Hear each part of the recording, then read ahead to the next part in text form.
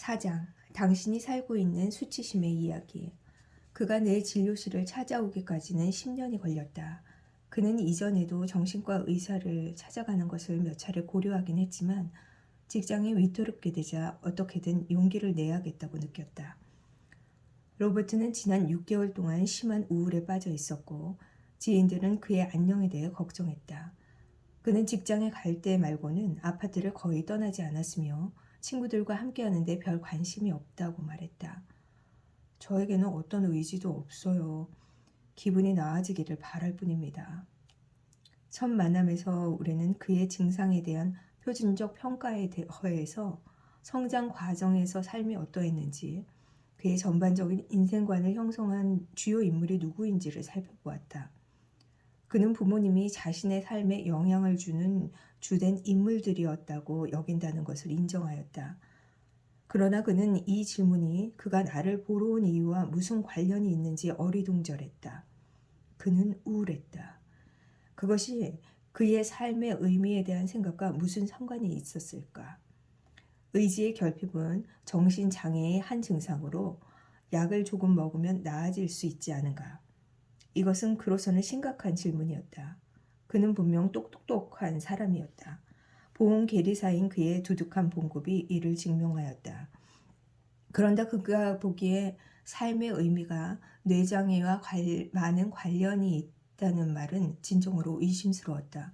그가 읽어본 어떤 글도 프로작과 삶의 목적이 서로에게 할 말이 많다고 암시한 적은 없다. 프로작은 우울증 치료제이다. 나는 그가 영적 수련을 한 적이 있다면 그 특성이 어떠했는지 물었다. 그는 아무것도 해본 적이 없다고 말했다. 영적 수련이라는 말 자체가 그에게는 이질적인 것으로 들렸다. 부모님은 제가 어릴 때 교회에 나가게 하셨지만 저는 더 이상 그런 걸 믿지 않아요. 나는 우리가 어디에서 왔으며 무릇 삶의 목적이 무엇인지에 대한 그의 생각이 궁금하다고 말하였다. 나는 하나님의 존재에 대한 그의 믿음에 대해 알아내고 그런 질문을 하는 것이 아님을 확실히 밝혔다. 그보다는 무엇이든 그가 믿는 바에 대해 묻고 있었다. 그가 깊숙이 자리 잡고 있는 삶을 지배적으로 형성하는 이야기는 과연 무엇이었을까? 그는 어느 때보다도 더 당황했고 할 말을 찾는데 어려움을 겪었다. 제 이야기요? 도통 모르겠는데요. 로버트는 자신이 우울하다는 것을 의식하고 있었다. 그러나 그가 자기 삶의 이야기로부터 단절된 것이 그 우울에 먹이를 주고 있다는 것은 인식하지 못했다. 겉으로 드러나는 증상이 그가 볼 수 있는 전부였기 때문이다. 그는 자신이 스스로의 삶에 대해 하는 이야기가 어떻게 자신을 감정적으로 붕괴 직전까지 몰고 가는지 보지 못하였다. 이 책의 첫머리에서 말했듯이 수치심이 작용하는 역학을 아는 것은 도움이 될 수도 있지만 수치심이 발생하는 장소가 되는 이야기를 알아보지 않고 그 역학만 아는 것은 충분하지 않다. 우리가 그분의 인격과 행위에 대해 성경에서는 알게 되는 하나님이 창조하신 세상에서 살고 있다고 믿는다면 수치심은 단순한 결함이 아니기 때문에 그것은 하나님이 말씀하시는 이야기를 어지럽히고 방해하기 위해 의도적이고도 교묘하게 사용되는 대인관계 신경생물학적 도구로서 더 큰 내러티브 안에서 목적을 지닌다. 그런데 로버트가 이제껏 나와 공유한 이야기에는 수치심은 어떤 방식으로 일조했을까? 또한 이야기하기의 본질에 대한 이해가 어떻게 수치심의 역학의 본질뿐만 아니라 수치심이 그의 이야기에 영향을 주어서 결국 그를 내 진료실로 데려온 증상을 일으킨 방식을 드러내게 될까? 우리는 이야기라는 매개를 통해 살아간다. 우리가 하고 있는 이야기의 한복판에서 수치심이 열중하고 있는 일을 잘 알기 위해서는 이 이야기와 이야기하기의 특징 몇 가지를 아는 것이 유익하다. 수치심은 우리의 이야기를 자기가 각색한 버전으로 대체하고자 하는데 이 버전의 이야기는 어디를 가나 꼭 문제를 일으킨다. 터무니없지만은 않은 이야기. 우리 인간은 성장하면서 우리가 알기로는 다른 어떤 동물도 하지 않는 행위를 하기 시작한다. 즉, 우리는 이야기를 한다. 우리는 갓난 아기 때부터 감지하고 지각하고 심상을 그리고 느끼고 움직이고 내면 및 외부 환경과 상호작용한다. 우리는 우리 손이 우리의 것임을 그리고 그 손이 무언가를 할 수 있음을 배워야 한다. 엄마의 목소리는 엄마의 것임을 배워야 한다. 우리는 걷기를 배우고 흥미가 동해서 펜지꽃을 따먹기도 한다. 결국 우리는 언어의 사용을 습득하고 발달시킨다. 말과 함께 우리는 경험을 어떻게 이해하는가의 측면뿐만 아니라 타인들에게 어떻게 전하는가의 측면에서 경험을 통합하기 위해 말로 나타낸다. 그리고 글로 나타낸 상징을 사용하기도 한다. 우리가 사실상 언어에 너무 능숙해지는 바람에 우리의 마음, 몸 연결체의 내부와 외부로부터 나오는 비언어적 감각 정보는 이내 비의식의 영역으로 사라진다. 우리가 이 비언어적 감각 정보를 이용할 수 없는 것은 아니지만 그것은 대개 언어의 효율성에 압도당한다. 하지만 그 사이에도 그것은 우리가 사용법을 배우는 단어들을 위해 계속 연료를 공급한다. 그러므로 비록 우리가 이야기를 할 때 그 언어에 크게 유익하기는 하지만 그 이야기의 상당수는 말없이 펼쳐진다는 점을 처음부터 유념해야 한다. 인간의 소통의 60에서 90%는 비언어적 표현으로 이루어짐을 고려할 때 우리는 언어를 배제한 상태에서 말하는 모든 것에 유의해야 한다. 우리로 하여금 복잡한 일을 할 수 있게 해주는 언어 사용의 정교화에도 불구하고 감정, 그리고 감각, 느낌, 심상, 신체적 움직임을 통한 감정 조절은 우리의 이야기하기 시도에 여전히 상당한 에너지를 제공한다. 우리가 행복하거나 슬프거나 괴롭다는 것을 알기 위해 반드시 말이 있어야 하는 것은 아니다. 말은 엄청나게 유용하다. 그러나 그것이 우리가 겪는 고통의 근원은 아니다. 따라서 우리의 내러티브들은 감각, 심상, 느낌으로 시작하고 차츰 한마디의 말이나 생각으로 융합되며 전쟁과 평화와 쇼싱크의 탈출로 끝난다. 이것은 수치심이 어떻게 우리 삶 안으로 엮여 들어오는지 이해하는 데 대단히 중요하다. 수치심은 우리 삶에 끼어들기 위해 우리가 언어를 습득할 때까지 기다리지 않는다. 그것은 주로 감각적, 정서적 톤에서의 전환, 감정적 박탈로 나타난다. 그리고 우리가 자신의 느낌을 처음으로 인식하게 되면서 수치심을 감지할 가능성이 생겨난다. 우리가 수치심의 양상을 말로 표현할 수 있을 만큼 충분히 잘하지 않았음에도 불구하고 말이다. 로버트와 내가 여러 주에 걸쳐 이야기를 나누는 동안 그는 자신의 우울증이 단순히 화학적 불균형이 아니라 이것은 다른 것도 있다라는 견해에 더 수긍하게 되었다. 비록 신경생물학이 그가 겪는 증상의 중요한 특징이기는 했지만 확실히 그는 자신의 이야기를 되돌아보면서 성장기의 삶과 현재의 사태 사이에서 연관성을 보기 시작했다. 그는 자기에게 새로운 일을 할 기회가 올 때마다 어머니가 특히 그녀 자신의 불안 때문에 그에 대해 걱정을 하는 바람에 불편하고 망설이게 되었던 이 기억을 떠올렸다. 아버지는 때로 로버트에게 관심이 없는 일이나 준비되지 않은 일을 하도록 강요하고 그 일에 대해 과잉 보상하는 식으로 어머니의 걱정에 대응하였다. 아버지의 이러한 행동도 그를 불안하게 만들기는 마찬가지였고 그는 서로 다투는 부모 사이에 끼게 되었다. 특히 대놓고 말한 것은 아니지만 부모가 그를 평하는 말들은 그들이 그를 부족하다고 생각한다는 것을 드러냈다. 부모 중 어느 쪽도 너는 세상에서 살아남는 데 필요한 것을 갖추지 못했어 라고 툭 터놓고 말하지는 않았다. 정확히 말하면 로버트는 스스로 자기가 부족하다고 느꼈다. 그가 기억하기로 자신이 그런 감정을 느끼지 않은 날은 없었다. 이것은 수치심이 어떻게 은밀한 방식을 통해 간접적으로 우리의 이야기 안으로 엮여 들어와 우리 삶의 초기에 통제권을 가지는 뇌의 부분들, 뇌관, 번연계회로 우뇌에 접근하는지 보여주는 예다. 그러나 곧 언어가 수치심의 노력을 뒷받침하기 시작한다. 이야기하기에 대한 탐구에서 우리의 발달의 역학을 설명하고자 한다면 우리는 마음의 기능들 사이의 상호작용의 복잡성이 점진적으로 나타나는 것을 목격하고 있다고 말할 수 있다. 그것은 맞는 말이다. 하지만 우리는 단지 이미 정신 과정들로 이렇게 구성된 복잡한 존재가 되고 있는 것은 아니다. 오히려 그 복잡성 안에서 우리는 의미를 만드는 일도 시도한다.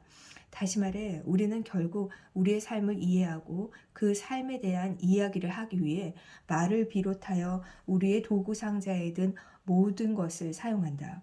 그리고 이러한 방식으로 우리는 언어를 습득할 뿐만 아니라 의미도 구성한다. 우리의 마음은 언제나 우리가 경험하는 다양한 감각, 심상, 느낌, 생각, 행동을 면밀히 검토하며 취합한다. 감정을 조종하는 과정에서 우리의 생각은 주기적으로 반복 출현하는데 어떤 때는 의도 및 반성과 더불어 또 어떤 때에는 충동에 의해 반사적으로 출현한다. 이는 그 경험을 이해하거나 그에 대한 결론을 도출하기 위한 것이다. 마음의 다양한 요소 사이의 이춤은 온종일 끊임없이 물 흐르듯 발생한다. 우리는 이것을 하지 않으면서 이 세상에서 살 수는 없다. 하지만 우리가 이것을 하고 있다는 것을 인식하지 못할 수는 있다. 처음에 로버트는 자기 삶의 표면에 부는 바람은 인식했지만 그 아래의 구조적 움직임까지는 인식하지 못했다. 시간의 흐름에 따라 그는 수치심이 자신의 구체화된 경험이 될 때 자신이 스스로의 기분을 이해하기 위해 어떻게 언어를 사용하는지 보기 시작했다.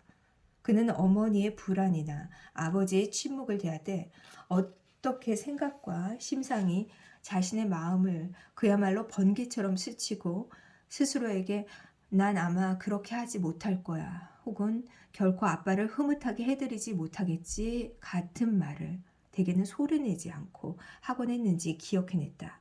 다시 말해 그는 성인으로서 그의 기분을 설명해줄 내러티브를 어린 나이에 자기도 모르는 사이에 구성하기 시작하였다. 우리는 문제를 설명하고 이해함으로써 그것을 해결하기 위해 여러 가지 도구 중에서 언어를 사용한다. 이 이해 과정은 사건에 대한 논리적 설명뿐만 아니라 고통이 덜한 상태로의 감정적 전환도 포함된다. 우리가 논리적이기 때문에 상황이 어떤지 알고 싶어 하는 것이 아니다. 논리는 우리가 감정을 조절하도록 돕는다. 여기서 감정이란 바로 뇌의 조직화에서 주축이 되는 에너지다. 그러므로 로버트는 자신의 이야기를 통해 스스로에게 상황을 설명할 뿐만 아니라 자신의 감정적 톤을 조절하기도 한다. 여기서 발생하는 문제는 내가 내 이야기의 이 버전을 반복해서 말하다 보면 내가 말하는 바로 그것이 내 수치심의 근원이라는 결론을 이끌어낼 수가 있다는 것이다. 이를테면 로버트는 처음에는 자신이 수치심을 느끼는 이유가 내가 사실 여러 가지 특히 관계에 그다지 자신이 없기 때문이다 라고 생각했다. 로버트의 마음에서 수치심은 자신이 부족하다는 그가 자신에게 말한 대로 사실에서 나온 것이었다. 그의 수치심이 그가 자신에게 하는 이야기의 결과가 아니라 원인이자 감정적 근원이라는 생각은 해본 적이 없었다. 부모의 행동이 그가 경험하는 바의 근원이라는 점은 그의 마음에 인식되지 않았다. 우리의 삶에서 흐르고 있는 압류에 설령 아주 미미하게라도 우리가 부족하다는 감이 거듭 포함된다면 누구라도 수치심을 느끼지 않겠는가. 로버트의 문제를 그가 거짓말을 믿은 문제, 그가 거짓 현실을 받아들인 경험으로 개념화할 수도 있다. 어느 수준에서는 이러한 개념화가 완전히 틀린 것은 아니다. 그러나 거짓말은 고사하고 무엇이라도 믿는다는 것은 우리가 믿음이라고 부르는 단순한 행위에 관여하는 한 단계의 정신작용이 아니다. 무언가를 믿으려면 감각, 심상, 느낌, 생각, 신체적 행동을 포함하여 정신활동의 다양한 영역을 동원해야 하기 때문이다. 이 모든 것은 신비롭게 수렴하여 우리가 궁극적으로 믿는 바를 이룬다. 그러므로 로버트의 경우에 그의 갈등은 거짓말을 믿는 것으로 축소될 수 없었다. 그것은 그보다 더 복잡했다. 그는 자신이 너무 오랫동안 습관적으로 믿어왔던 거짓말을 믿지 않는 것이 불가능하다는 사실을 발견했다.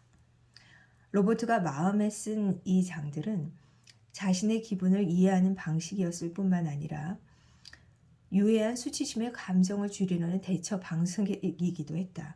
어째서 그러한가? 감정적 고통, 특히 수치심처럼 불쾌한 것에 관해서 뇌는 가능한 신속하게 그 고통을 줄이기 위해 할 수 있는 모든 일을 하리라는 것을 기억해라. 이렇게 수치심에 대한 우리의 반응, 신체적으로 외면하는 것이든 우리의 내러티브를 구성하는 것이든 수치심을 강화할 뿐이다. 로버트의 이야기에서 그도 자신이 부족하다고 이야기를 듣고 있었다. 이로써 우리는 악이 수치심을 대리인으로 이용하면서 열중해 있는 일을 언뜻 보게 된다.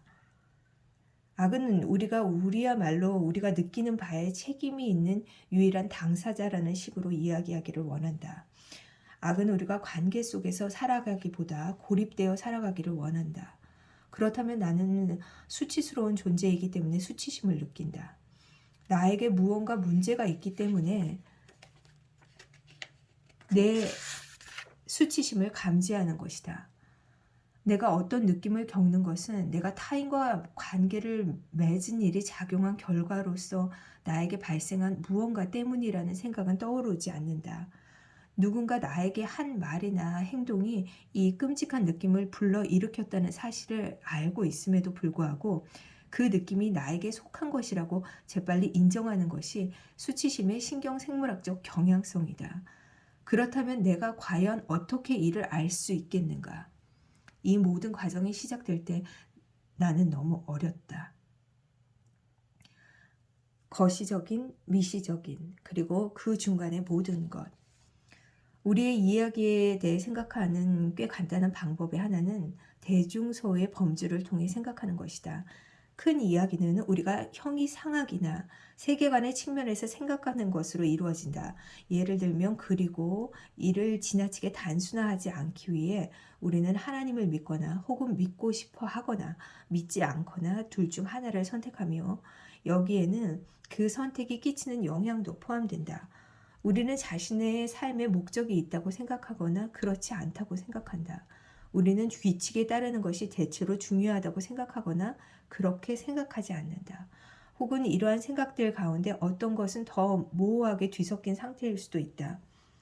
나는 이를 우리가 살고 있는 세계에 대한 거시적 관점이라 부른다. 이는 3000m 거리에서 보는 세상에 관한 것이다. 그것은 모방에 의해 다음 세대에 전달되는 다양한 문화 요소와 사회적 생태계를 포함하기도 한다. 이 문화 요소들과 사회 생태계들은 우리가 서로와 가지는 그리고 예술, 기술, 경제학 같은 문화적 산물과 가지는 다양한 비의식적인 그렇지만 의도적인 상호작용을 통해 우리가 믿는 바와 우리가 행동하는 방식에 영향을 준다. 큰 이야기 안에 담긴 중간 범주의 이야기는 거시적 세계의 맥락에서 우리에게 더 특별한 우리 삶의 세부 사항을 포함한다. 게다가 그것은 지속적이고 뚜렷한 감정적 기억을 나타내는 경향이 있다.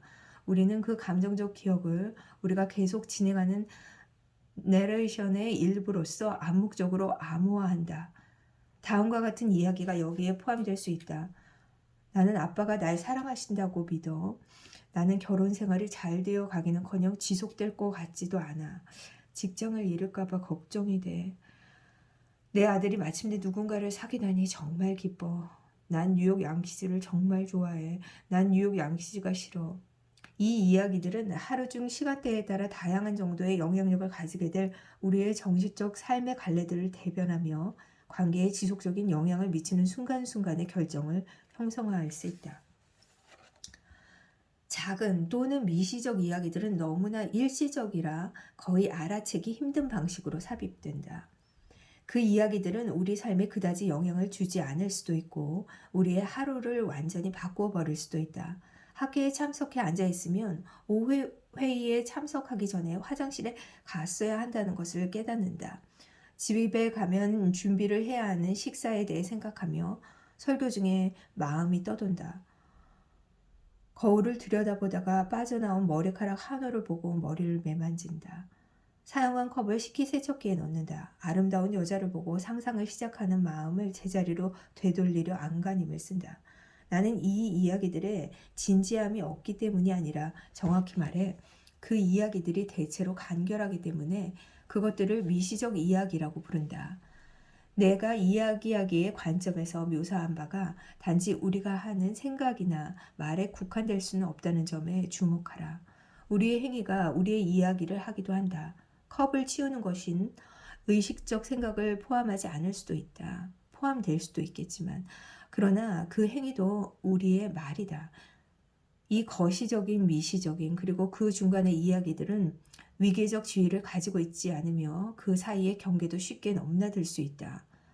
이 모형의 의도된 목적은 우리가 자신이 다양한 차원, 각 차원이 다른 차원들과 상호작용하는 에서 동시에 이야기하기의 과정에 참여한다. 이런 사실을 의식하도록 해야 하는 것이다. 그리고 우리가 이 영역들에 대해서 더 의식하게 되는 만큼 수치심이 언제, 어떻게 우리의 이야기하기 활동에 들어오려고 시도하는지도 의식하게 된다. 로버트는 점점 더 자기 이야기의 다양한 영역에 마음을 열고 인식하게 되면서 수치심이 어느 영역이든 가리지 않고 개입하려 한다는 것을 알게 되었다. 그는 수치심이 자신의 이야기하기 과정에서 사실상 어떤 순간이든 오염시킬 가능성이 있음을 이해하게 되었다. 수치심이 인생 초기에 그리고 비언어적, 언어적 상호작용들의 교묘함을 통하여 우리와 결합할 때 그것은 재빨리 퍼져서 종종 온몸을 감염시키는 바이러스와 같아진다.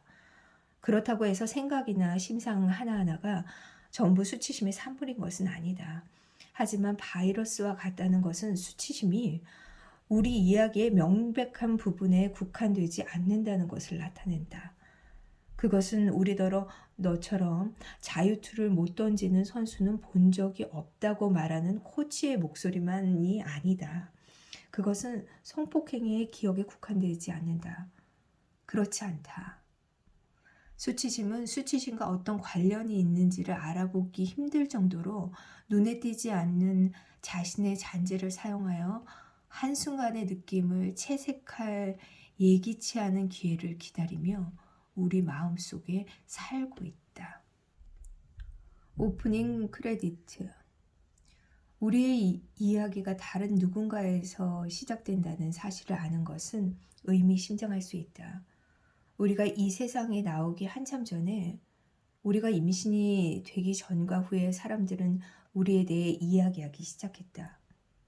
그들은 우리의 성별에 대해, 우리의 이름에 대해, 우리의 생김새와 성격이 누구를 닮기 바라는지, 마찬가지로 누구를 닮지 않기를 바라는지에 대해 이야기를 나누었다. 그리고 어쩌면 이렇게 하기도 전에 우리의 부모님은 우리를 애타게 바라며 몇 달 혹은 몇 년을 보냈을지도 모른다.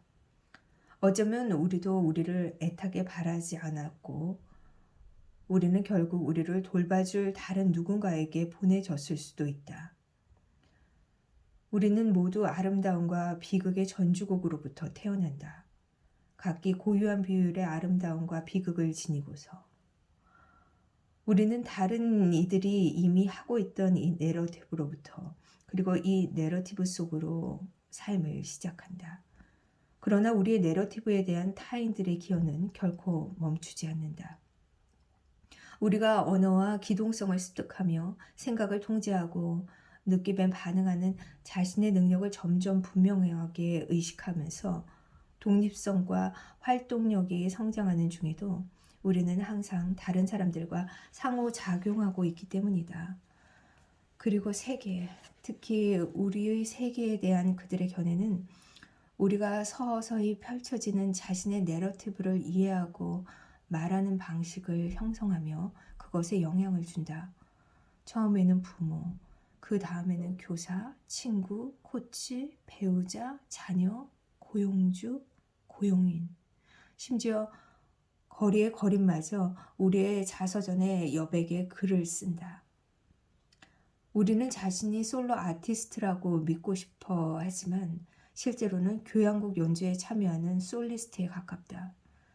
물론 문제는 우리가 어떤 종류의 음악을 함께 연주할 것인가다. 로버트가 알게 된 대로 그의 내러티브는 사실상 부모가 그들 자신의 이야기를 하기도 전에 시작된 훨씬 더 오래된 뿌리를 지니고 있었다. 성공한 사업가였던 친할아버지는 신뢰하던 사람에게 사기를 당해 일생 동안 버는 모든 돈을 잃어버렸다. 그리하여 로버트의 아버지는 신뢰란 가볍게 시작되지 않는다는 것을 배웠다. 그는 자기 소유의 회계법인을 성공적으로 운영하고 있음에도 불구하고 가족을 부양할 수 없을까봐 걱정했다.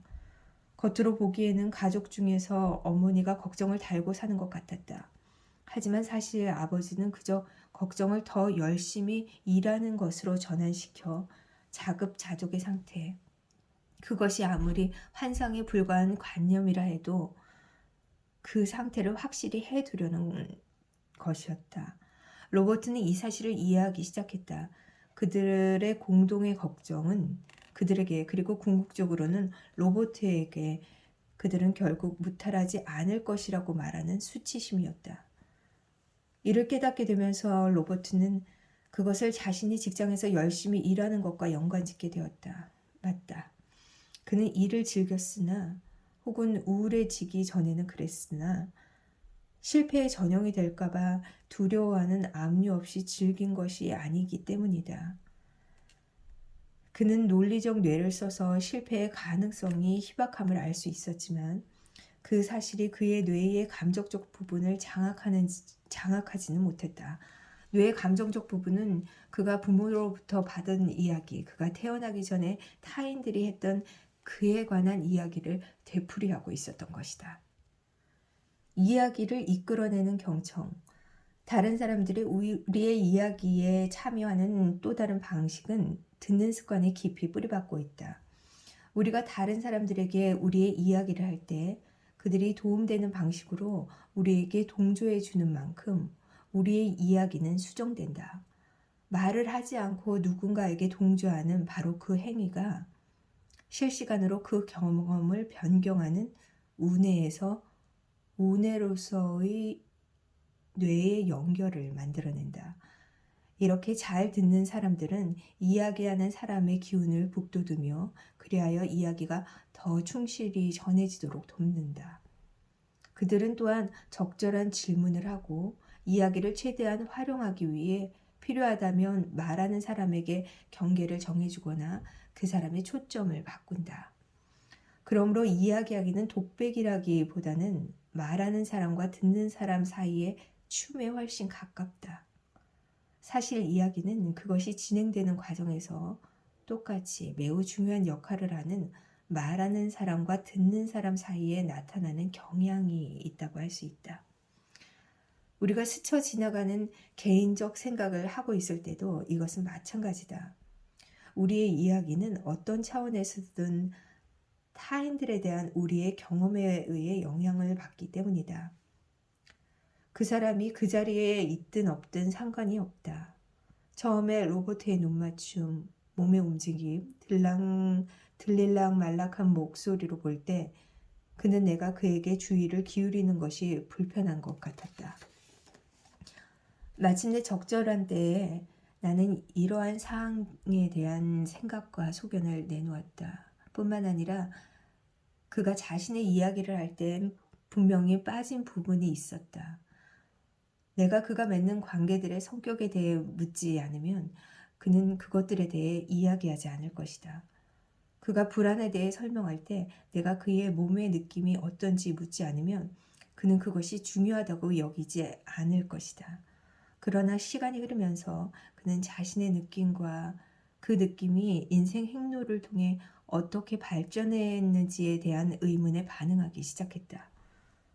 우리가 깊은 슬픔과 수치심의 사례들에 도달했을 때 환자 대부분이 동일한 과정을 겪게 된다. 그의 이야기는 달라지기 시작했다. 우선 이 느낌들이 존재하며 활발히 작용한다는 인식이 그의 이야기를 변화시켰다. 이후에는 그가 인생의 상당 기간에 이 느낌들을 지녔으나 이제야 의도를 가지고 혼자가 아닌 상태로 그 느낌들을 다루게 되었다는 인식이 점차 증가했다. 그가 바라건대 자신과 그 느낌을 공유하는 누군가에게 자신의 이야기를 하고 있다는 사실은 그의 뇌가 연결되는 방식과 그의 내러티브가 다시 쓰이는 방식을 변화시켰다. 그가 공유된 관계 안에서 자신의 감정을 느끼고 되돌아보는 동안 그 감정의 성격과 그 감정에 대한 기억이 달라졌다. 그리하여 수치심에 대한 그리고 자신의 삶에 대한 그의 이해, 곧 이야기는 선하고 아름다운 형태로 변경되었다. 수치심은 모든 수준에서 그리고 모든 기회에 훌륭한 경청을 방해한다. 누군가와의 대화 중에 도움이 될 만한 의견을 내놓지 못하면 내가 작아짐을 느끼게 될 것을 감지하면서 내가 할 말을 준비하면서 그 사람이 하는 말에 피상적으로만 동조하는 경우가 얼마나 많았던가. 우리는 다 이러한 순간을 안다. 우리는 내가 듣기보다 말하려는 절박함을 느끼는 경로인 감각신경망을 통해 수치심이 작용한다는 것을 깨닫지 못한다. 이렇게 수치심은 사람들 사이의 연결을 방해하는 것을 임무로 삼는 공유된 과정이다. 자신의 감정적 건강이 부모 및 다른 중요한 애착 대상들이 그의 이야기를 얼마나 잘 들어주었는지 여부와 관련이 있다는 것은 로버트에게는 새로운 개념이었다. 시간의 흐름에 따라 로버트는 그의 관계들이 특히 그에 대한 그들의 동조가 그의 생각뿐만 아니라 감각, 심상, 느낌을 형성하고 그것들에 대한 해석을 형성하는 방식을 탐구하기 시작하였다. 그는 이야기들이 결코 고립 상태에서 말해지지 않으며 언제나 협력적인 사건임을 그리고 우리의 대화 상대가 우리와 함께 그 자리에 있을 수도 있고 아닐 수도 있음을 알게 되었다. 아버지가 돌아가신 지 몇십 년이 지났지만 나는 여전히 아버지의 목소리를 듣고 아버지의 향수 냄새를 맡으며 아버지가 즐겨 앉던 의자에 앉아 계신 모습을 보는 것이다. 좋은 이야기의 특성. 좋은 이야기에는 시작, 중간, 마지막이 있다. 그것은 어딘가에서 나타나 어딘가로 간다. 그러나 수년이 지나도 내용이 변하지 않는 책과 달리 우리의 이야기는 시간의 흐름에 따라 일상적으로 변한다. 피터가 19살 때일 때 부모인 데이비드와 엘레나는 그가 평생 이모와 이모부로 알았던 그레이스와 맥스 부부가 그의 친부모라고 밝혔다. 그가 부모로 알고 있던 엘레나와 데이비드는 사실 이모와 이모부였다. 피터가 태어났을 때 친부모는 그를 키우기에는 너무 문제가 많았다. 이는 그가 살아오면서 그들과 나는 상호작용에서도 일관되게 나타났다. 그들은 여러 가지 일을 결정하는데 성숙한 태도를 보이지 못했다. 그가 태어났을 때 관련된 이들 모두가 맥스와 그레이스는 피터를 키울 능력이 없다는 데 동의하였다. 그레이스와 자매인 사이인 엘레나와 그녀의 남편인 피터가 성인이 될 때까지 모두가 비밀을 지킨다는 조건으로 그를 입양하는 데 동의하였다. 두말할 나이도 없이 관련된 이들 모두가 비밀을 지키는 데는 대단한 노력이 필요했다. 더 중요한 것은 피터가 이해하는 대로의 사실이 밤사이에 달라져 버렸고 자신의 이야기에 대한 이해도 달라져 버렸다는 것이다. 우리들 대부분은 피터가 견딘 종류의 충격을 견딜 필요는 없다. 하지만 우리 이야기의 풍경은 우리가 기억하는 사건이나 기대하는 사건들로부터 이끌어내는 의미의 관점들에서 실제로 사라진다. 예를 들어 10대에 우리가 돌아보는 어린 시절과 50대에 우리가 돌아보는 어린 시절은 크게 다를 수 있다. 비슷하게 미래에 대한 기대는 우리가 미래를 바라볼 때의 나이에 강력한 영향을 받는다. 피터의 경우에 사실들이 달라진 것은 수치심이 그 사실들을 넘어서 다른 이야기를 할 기회였다. 피터의 마음속에서 세계의 본질을 예측하는 그의 능력은 완전히 뒤집혔다. 내가 어떻게 누군가를 신뢰할 수 있겠는가? 게다가 나 자신을 어떻게 신뢰할 수 있겠는가? 가장 가까운 가족이 그렇게 중요한 문제에 대해 오랜 세월 나에게 거짓말하기를 불사한다면 다른 사람도 똑같은 일을 하지 않겠는가? 어떤 사람이 자기가 주장하는 그 사람이라는 것을 나는 어떻게 알 수 있는가?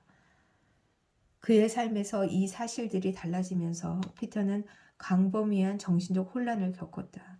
그리고 경미한 것이든 극심한 것이든 혼란을 겪는 순간에 우리는 우리에게 아주 부적절한 무언가가 있음을 감지한다. 여기에서 우리가 사실을 잘 아는 것이 얼마나 중요한지 알 수 있다. 사실은 단지 어떤 일을 올바르게 할 수단, 약은 일정량을 투여해야만 효과가 있음을 알고 있다는 것을 확실히 하는 것.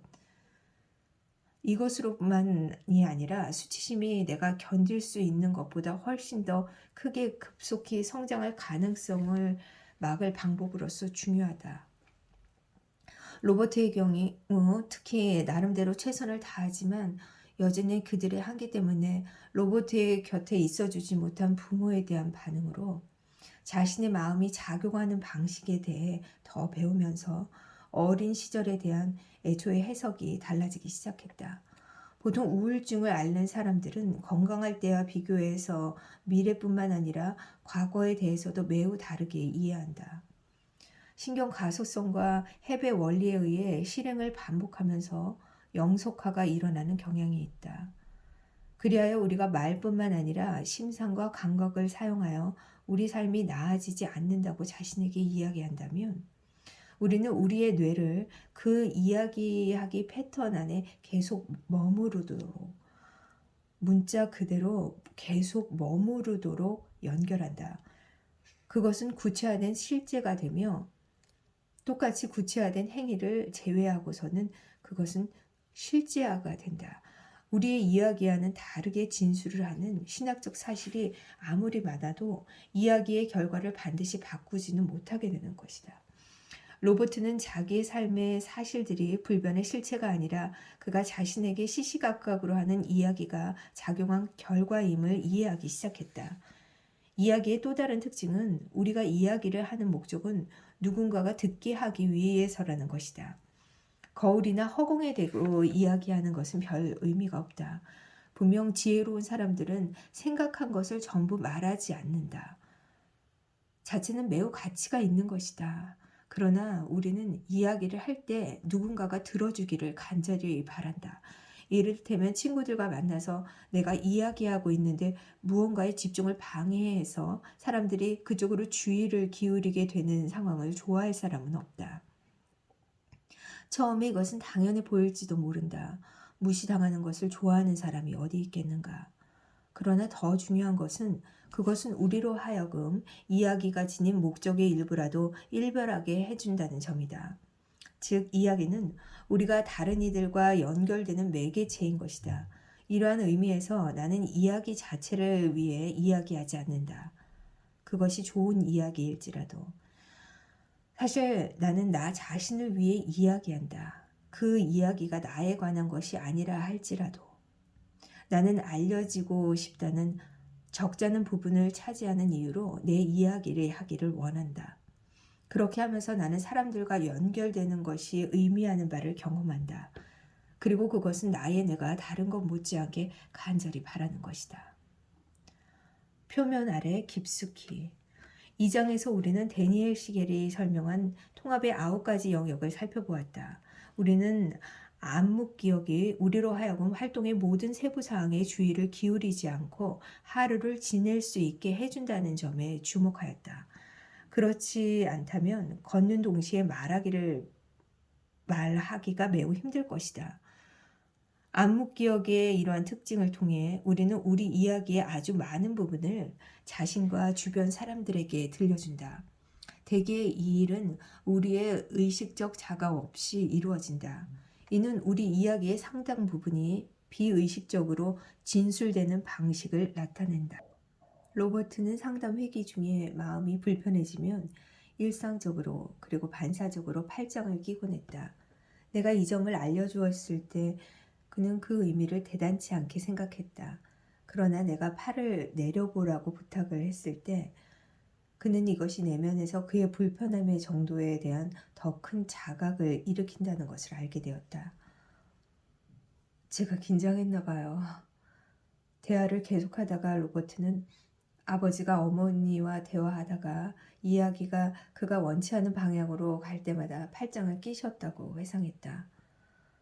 아버지는 어머니가 이런저런 일은 로버트에게 너무 힘겨울까 걱정하며 그를 너무 부드럽게 양육한다는 생각이 들 때마다 한숨을 쉬며 팔짱을 끼곤 했다. 로버트는 이것이 아버지가 화를 참는 방법이라고 생각했다. 아버지의 화는 서먹한 결혼 관계에서 여러 해에 걸쳐 쌓여온 것이었다. 결국 로버트는 불편하지만 특별히 억제되어야 할 무언가, 그것은 무엇이든 될 수 있다. 그런 것을 느낄 때마다 팔짱을 낀다고 말했다. 나는 그가 그 행위로 자신과 타인들에게 어떤 메시지를 보낸다고 생각하는지 궁금했다. 제가 안전하지 않다는 메시지라고 봅니다. 나는 그에게 간단한 실험을 해보라고 요청했다. 그는 한 주 동안 비슷한 상황에서 팔짱을 끼는 횟수를 관찰하기로 했다. 그 결과 로버트는 하루에 여러 차례 팔짱을 끼는 것으로 드러났다. 그는 자신이 하는 이야기의 주요 주체 중 하나가 자신이 안전하지 않다는 것, 자신이 관계적 정서적 위험에 처해 있다는 것임을 쉽게 알았다. 누군가가 하루에 몇 차례씩 당신에게 그러한 이야기를 한다면 어떨지 상상해 보세요. 라고 나는 말했다. 그의 이야기에서 이 비의식적 부분이 가지는 중대성은 그의 주목을 끌었다. 물론 문제는 다른 이야기를 하는 방법을 배우는 것이었다. 로버트의 삶으로부터 우리는 우리가 아는 이야기의 아주 많은 부분이 즉각적인 의식적 자각과 관련되지 않은 활동을 하는 회로인 뇌관 변연계회로, 측두엽 우뇌에 근거를 둔 신경망과 관련된 깊이 묻힌 부분들로부터 나온다는 것을 알게 된다. 그렇다고 해도 우리는 신경생물학적 활동에서의 이 전환들에 대해 더 많이 의식할 수 있게 된다. 로버트는 이를 겨우 알기 시작했으며 그렇게 하면서 그 과정에서 수치심이 맡은 지배적 역할을 보기 시작하였다. 개인뿐만 아니라 가족, 지역, 그리고 교회, 문화 전체가 이야기를 한다고 해두는 것도 충분하다.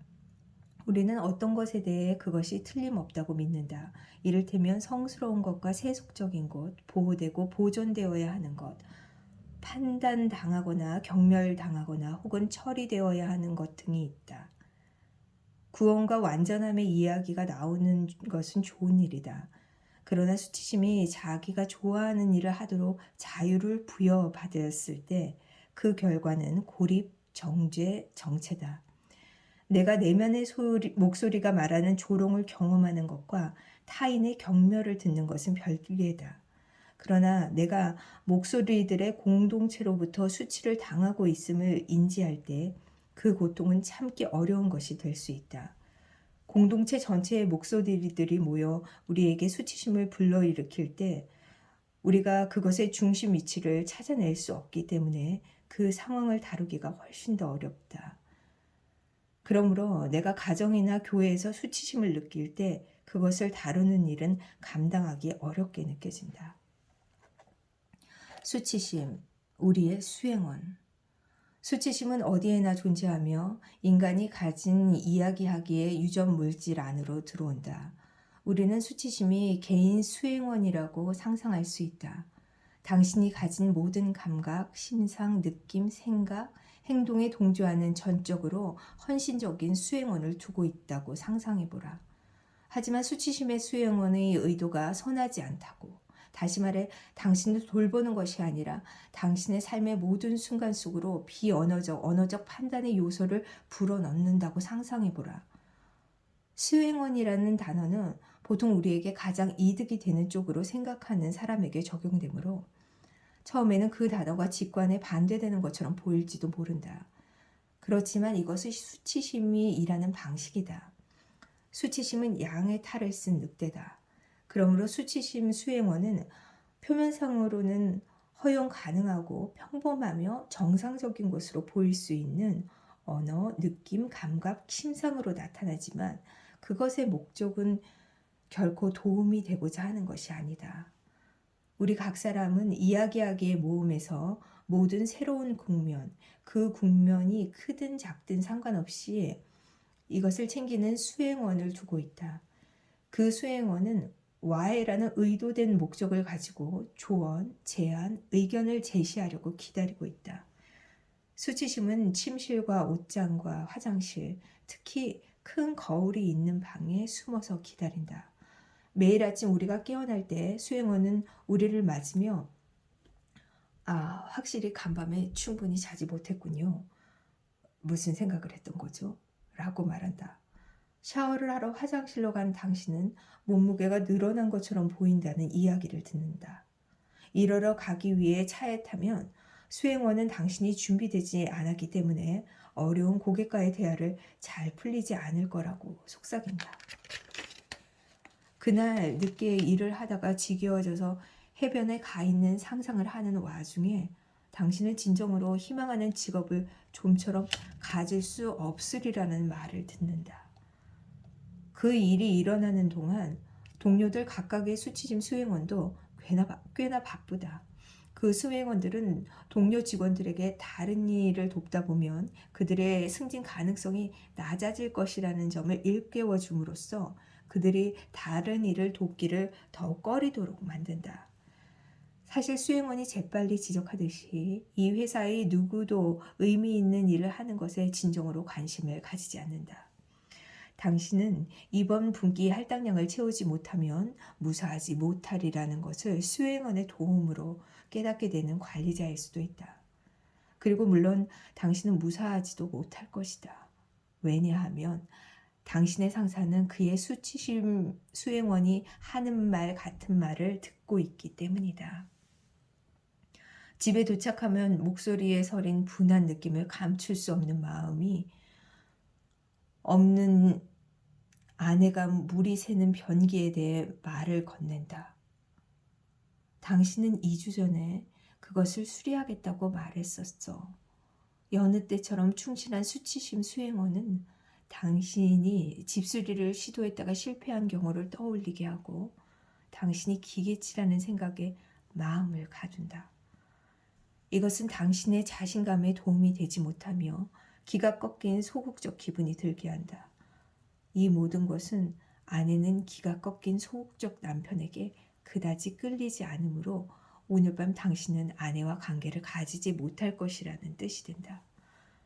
그리고 수행원은 당신을 지켜보다가 본질적으로 당신이 부족하다, 괜찮은 존재가 되기 위해 필요한 자질을 갖추지 못했다는 이야기를 당신이 흡수할 기회를 여러 차례 제공한다. 또 다른 경우 수행원은 당신이 겪은 감정적, 성적 학대의 관계를 알고 나면 어떤 남자도 당신을 원하지 않으리라고 속삭인다. 당신이 하자 있는 상품이라는 것을 알게 되면 누가 당신을 원하겠는가? 그리고 올해 학생들이 충분한 진전을 이루지 못할 것이라고 걱정하는 중학교 지리교사가 있다. 걱정이 된 그녀는 학생들에게 그들의 부족한 성과를 상기시킨다. 그들의 귀에 그녀의 목소리는 수행원의 목소리가 된다.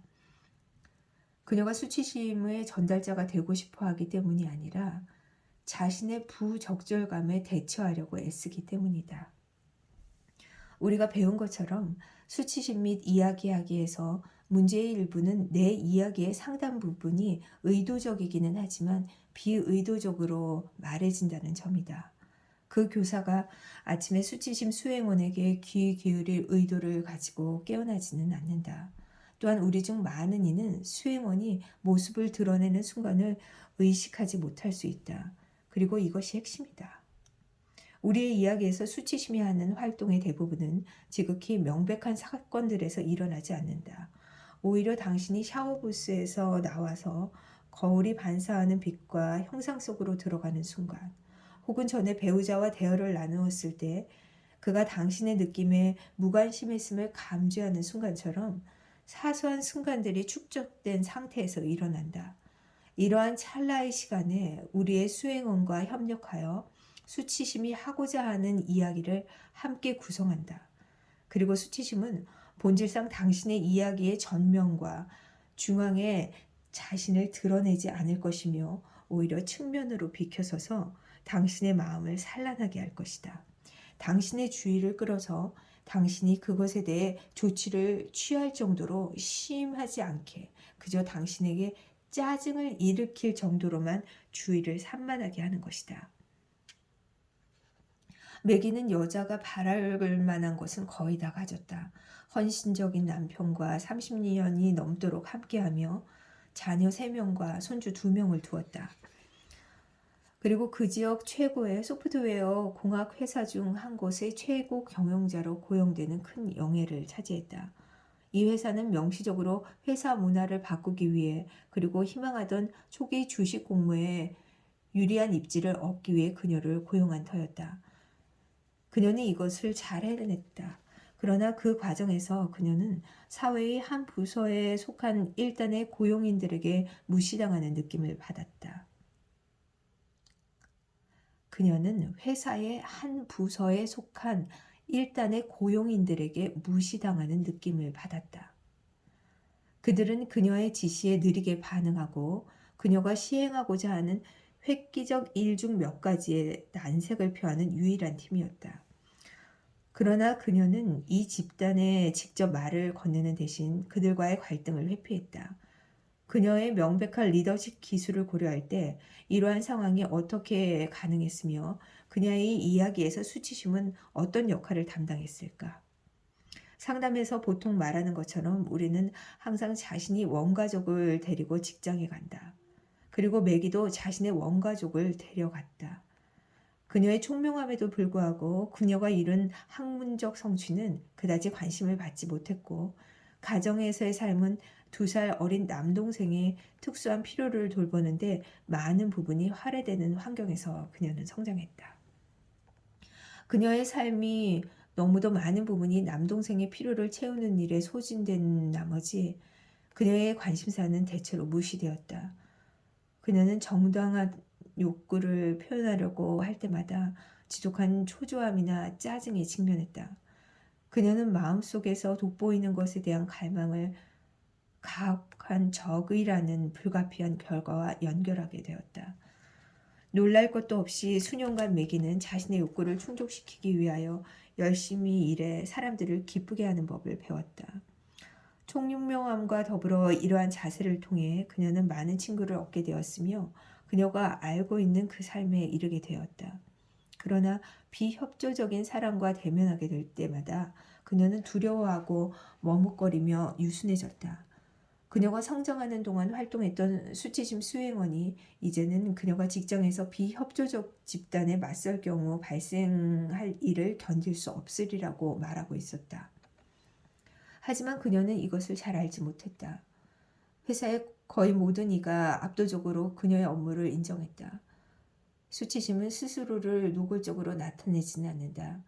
그 대신 작지만 시끄러우며 수동적으로 저항하는 일단의 사람들, 그들에게는 명백한 경계와 지도 혹은 해고가 필요했다를 통해 영문으로 들어왔다. 비록 매기는 그들의 행동이 용인될 수 없음을 대략 알 수 있기는 했지만 그녀가 생각하는 유일한 해결책은 그들의 행동을 바꾸기를 기대하기보다 차라리 그녀의 행동을 바꾸기 위해 더 노력하는 것이었다. 그녀는 자신의 노력으로 말미암아 그들이 설득되어 달라질 것이라고 스스로에게 말해주었다. 수치심은 우리에게 직접 다가오지 않을 수도 있다. 그러나 그것은 언제나 우리로 하여금 문제에 대해 전적으로 책임이 있다고 느끼게 한다. 이 장에서 우리는 이야기하기의 특징 몇 가지를 탐구했으며 이야기를 하는 것이 인간됨이 의미하는 바의 필연적 특징임을 보았다. 또한 우리는 수치심이 우리의 내러티브를 형성하는 방식 몇 가지를 보았다. 이야기하기의 본질을 설명하는 것과 우리가 실제로 어떤 이야기 안에 살고 있는지 이해하는 것은 전적으로 별개다. 이야기가 말해지는 방식의 본질, 그리고 수치심이 그 과정에 영향을 미치는 여러 방식을 거리를 두고 살펴보는 좋은 일이다. 그러나 그 이야기 안에서 실제로 살아가는 것은 전적으로 다른 문제다. 예를 들어 어떤 사람들은 세계가 평평하다고 믿었다. 우리들 대부분은 이제 세계가 둥글다고 믿는다. 당신이 아이오와나 카자흐스탄의 농부라면 어느 이야기를 믿느냐가 별 차이를 만들어내지 않을 것이다. 하지만 당신이 사람들을 우주로 쏘아 올리는 기술자라면 그것은 대단히 중요하다. 수치심도 마찬가지다. 엔트로피를 겪고 있는 세상에서 선함과 아름다움을 창조하는 일에서 우리가 하나님의 일에 참여하고자 한다면 우리가 실제로 어떤 이야기 안에서 살아가고 있는지 아는 것은 중요하다. 우리는 우리가 안다고 생각할지 모르나 우리의 삶은 종종 그 믿음을 배반한다. 이를 고려하여 우리는 이제 성경의 수치심 이야기를 탐구할 것이며 마침내 하나님이 그것을 변화시키기 위해 취하시는 조치를 일별하게 될 것이다.